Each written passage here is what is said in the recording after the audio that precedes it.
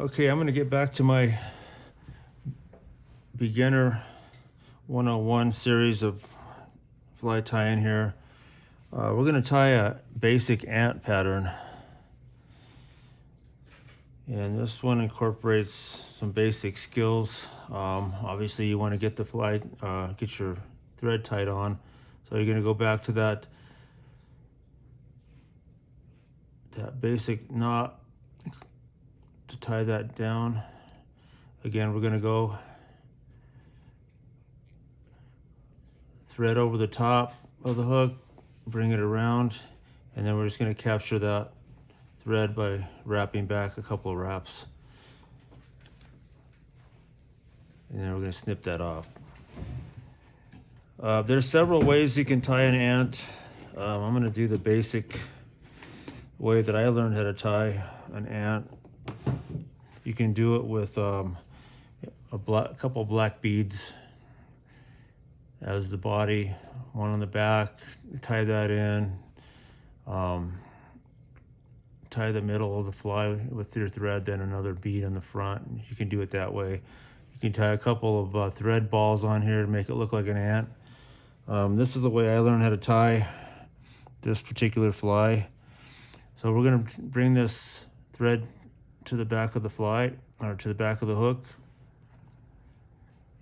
and I'm gonna wind this thread up so that there we go, get it back to the back of the hook here. And then the way I learned how to tie this is with black dubbing. We're just gonna put a dubbing ball on here, and basically the way you do the dubbing, you take a sparse amount of dubbing out of the package, and then you're just going to spin it onto the thread, just like that. Okay, and then we're going to wrap this thread around to the back part of this fly, and then we're going to basically create the back end of this fly with a little ball of dubbing. Now this hook I'm using here is a size 16. I probably wouldn't actually fish a size 16 ant because that's something that's not really, kind of a big hook for an ant pattern. But this is just for demonstration purposes. Next thing what I'm going to put in here is some grizzly hackle.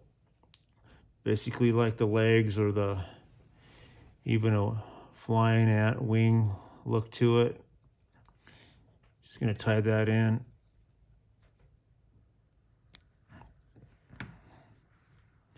And then we're just going to wrap this around a couple of times. About like that. Capture that in. A couple of wraps. And then we're going to trim that hackle off. Then we're going to go back in and do the same thing we did on the back end. Put in some dubbing. Make a dubbing needle here and create the front thorax of this fly. Just like that. And then we'll wrap that around.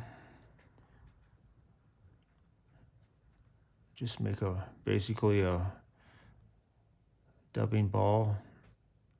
Okay, just gonna add a little bit more to that. Make a dubbing ball to the front of it.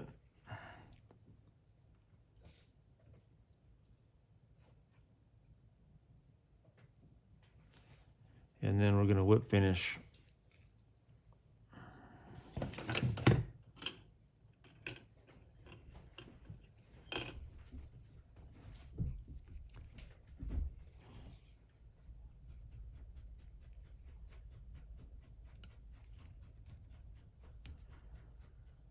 And then one of the techniques I'm going to do a video on is how to use this whip finisher.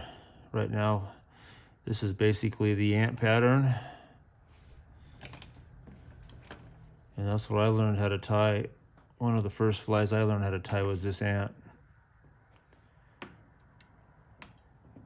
This ant is actually a great pattern for dry flies. What I would do is I would probably put on an elk hair caddis and then about a foot to 2 feet of tippet and trail the caddis with this ant. This will sit down in the film of the water and your caddis will sit up on top. Fish love these trout love these ants. But like I said, I would do more of a size 18. I wouldn't go bigger than an 18, 20, maybe 22 size for this ant. You don't see this big of an ant in the river.